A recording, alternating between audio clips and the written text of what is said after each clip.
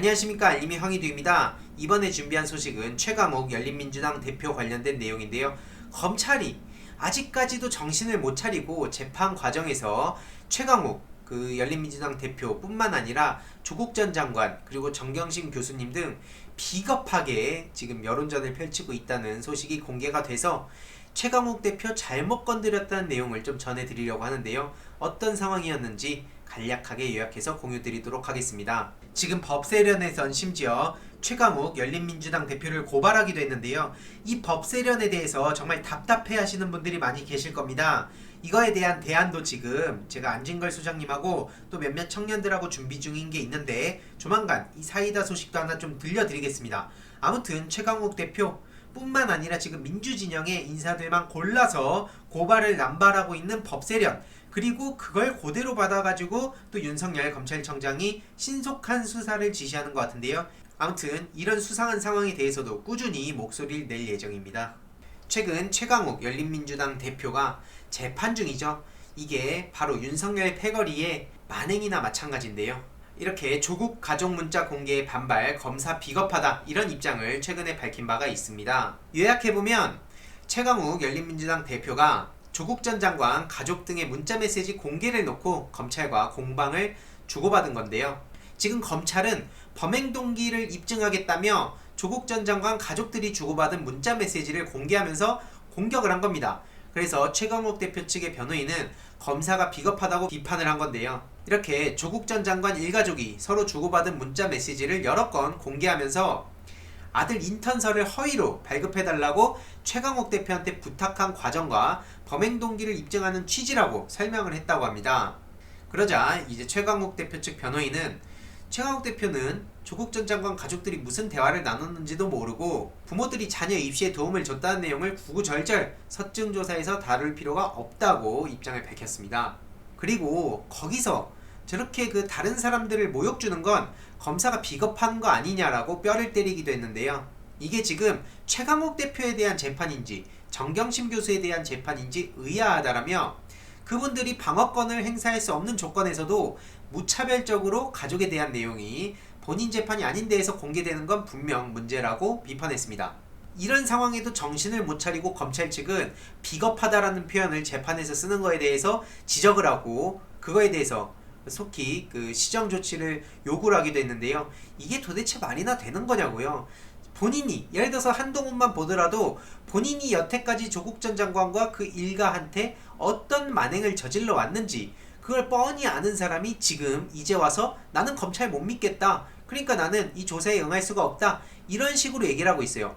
아니, 아직 서울중앙지검에서 제대로 된 수사도 진행이 안 됐고 휴대폰 포렌식조차 제대로 안 됐고 한동훈은 18일에 검찰에 출석하겠다고 했다가 취소하기도 하고 아주 자기 멋대로 하고 있어요. 이런 상황에서 법적인 지위를 가지지도 않은 수사심의위원회, 이것도 심지어 윤석열 검찰청장이 세팅한 그 수사심의위원회를 두고 그걸 명분으로 해가지고 자기는 당연히 이 수사는 멈춰야 된다, 이런 식으로 언플만 하고 있습니다. 심지어 언론까지도 대다수 지금 이 윤석열 패거리의 편을 들어주고 추미애 법무부 장관과 최강욱 대표 그리고 민주당과 이성윤 서울중앙지검장을 비난하고 있죠. 이게 말이 된다고 생각하십니까? 상식적으로? 네티즌들도 당연히 이해할 수 없다는 반응을 보이고 있고요. 이동재, 한동훈, 윤석열 문자도 공개해봐라, 아주 핵심적인 내용입니다. 저들의 내용은 꽁꽁 감싸주고 누가 봐도 편파적이라는 겁니다. 정치적 성향을 떠나서. 윤석열 장모랑 김건희 왜 수사 안 합니까? 장고 증명서 그 위조한 거, 이거 문제 아닙니까? 아주 심각한 문제예요. 최근에 이 최강욱 대표가 대정부 질문에서 또 아주 시원한 모습을 보여줬습니다. 이렇게 정경두 국방부 장관을 불러서 지휘 서신을 내릴 때마다 이 서신을 수령한 총장들이 타당성을 검토하겠다라며 지휘관들을 모아놓고 회의하는 걸 본 적이 있냐라고 질문하자 장관이 그런 경우가 없다라 그러니까 만약 그런 일이 생기면 어떻게 할 것 같냐 라고 또 물으니 내가 내리는 지시사항이 다 합리성을 가지고 있기 때문에 그럴 일이 없을 거라고 생각한다고 답한 바가 있죠. 한마디로 이건 정경두 장관한테 물어봤지만 그대로 지금 이 추미애 법무부 장관의 지휘를 받아들이지 않는 윤석열 검찰청장을 비판한 거고요.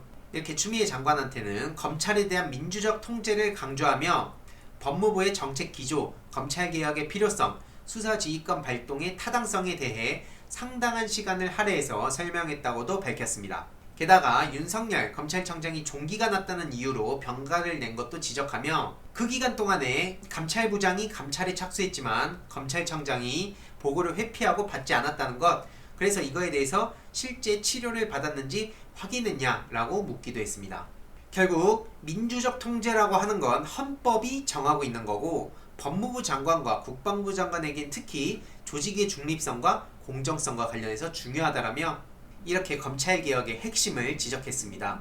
그래서 수많은 이런 저항과 진통이 예상이 되고 검찰개혁을 구호로 외친다고 해서 하루아침에 달라지진 않는다고 본다며 정진석 통합당 의원이 자꾸 앞에서 깐죽대니까 품위를 생각하라며 국회 부의장 하고 싶으면 올라가서 말씀해라 라고 받아친 거 다들 기억하시죠? 다들 아시겠지만 최강욱 열린민주당 대표는 검찰개혁의 최전선에서 엄청나게 강력한 입장을 밝히고 목소리를 내신 분입니다. 특히 언론의 자꾸 그 교묘한 왜곡된 질문과 보도에 강력하게 전혀 그 기죽지 않는 모습을 보이면서 많은 그 국민들을 놀라게 했는데요. 중요한 것은 이렇게 이 상대가 누군지도 모르고 지금 제대로 파악도 못하고 저렇게 정신 못 차리는 검찰의 모습을 보니까 야, 참 진짜 암기 하나 잘하는 능력 가지고 세상을 주무르려던 사람들이 어떻게 지금 무너지고 있는지를 쉽게 볼 수 있다고 생각을 합니다. 과거에 심지어 한참 옛날에는 이 사성장군, 현역 사성장군도 날린 게 최강욱 그 열린민주당 대표인데요. 그만큼 얼마나 지금 최강욱 대표가 검찰에 칼을 갈고 있겠습니까? 큰 거 바라는 게 아닙니다. 검찰도 견제를 받아야 하고 민주적 절차에 따라서 권력을 집행을 해야지 저렇게 누구의 통제도 받으려고 하지 않고 기소 독점주의, 기소 편의주의 이런 걸 남발하고 그 다음에 수사권, 기소권 독점해가지고 어떻게든 본인들 뜻에 맞게 한쪽에는 그렇게 70여 차례의 압수수색을 하고 한쪽에서는 검찰 못 믿겠으니까 배째라 이러고 있고 이게 오늘날 검찰의 현실입니다. 이런 상황에 최강욱 열린민주당 대표 잘못 건드렸다는 말씀을 드리고 싶고요. 더 나아가서 황희석 열린민주당 최고위원도 지금 검찰개혁의 최전선에서 같이 이렇게 목소리를 내고 계십니다. 그래서 아무튼 오늘의 결론, 지금 최강욱 대표 잘못 건드린 검찰 지금 어떻게 무너지고 있는지 저희는 이 검찰개혁의 역사적인 순간을 같이 지켜보고 있다고 말씀드리고 싶고요. 앞서 최강욱 대표가 말씀하셨듯이 이 검찰개혁이라는 구호만으로 바뀌는 건 아닙니다. 끝까지 관심을 가지고 국회를 감시하고 공수처 설치, 이외로도 여러가지 검찰개혁 추진 과정들을 언론이 제대로 보도를 하지 않기 때문에 이런 소식들도 주위에 널리 공유 부탁드리고, 주위에도 또 이런 내용들 술자리라든지 점심시간이라든지 이럴 때에도 널리 공유 많이 부탁드리겠습니다.